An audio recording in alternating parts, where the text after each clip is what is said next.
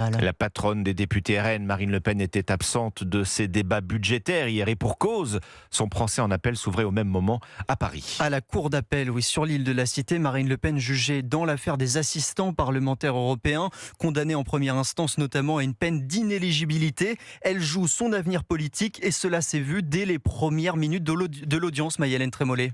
Le visage fermé, vêtue d'un chemisier rose et d'un costume sombre, Marine Le Pen se lève et monte à la barre. Nous n'avions aucun sentiment d'avoir commis le moindre délit lorsqu'en 2004, 2009 et 2014, nous avons embauché et mutualisé nos assistants. La chef de file des élus RN insiste, sans hausser le ton, dans un silence total. Nous n'avons jamais rien dissimulé et le Parlement européen n'a pas joué son rôle d'alerte. Tour à tour, l'ensemble des autres prévenus font écho à la déclaration de leur ancienne patronne.